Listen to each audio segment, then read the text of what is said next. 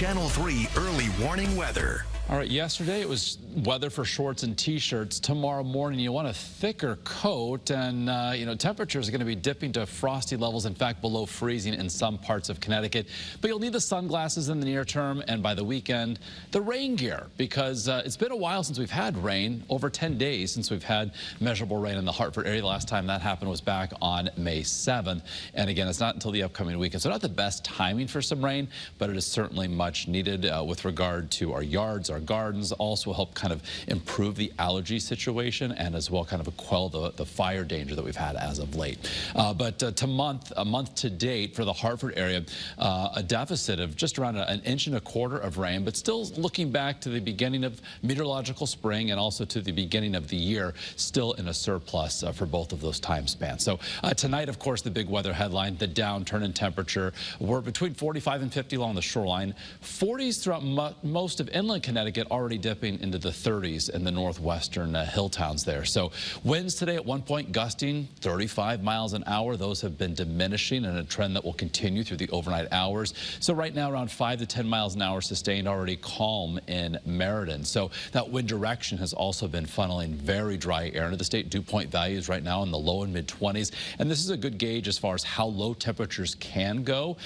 So we still have a little bit of some room to go, and why we're forecasting temperatures to go to freezing, if not lower than that, as that wind continues to subside tonight with the good radiational cooling with that clear sky overhead. You can see the flag moving around a bit in Waterbury, north at 10:43 in the Brass City, looking live from New London, 48 with that north-northeast wind at 8. And off to our north, we've got temperatures in the 30s, Syracuse, Portland, and Bangor. All these temperatures continue the downward progression as the night moves forward. Again, all as high pressure gets closer, that wind continues to subside, keeping our sky clear as well. Now, as high pressure after tomorrow begins moving offshore on Friday, a couple things are going to happen. Tracking an area of low pressure over the northern Gulf of Mexico. This is going to trend up in our direction and bring an initial round of rain Saturday mid-morning. Then we've got a cold front that's moving through the northern plains. This will bring a second round of showers to the state by later in the day on Saturday. So in the meantime, tonight, temperatures continue going down, but as soon as the sun rises in the 5 o'clock hour,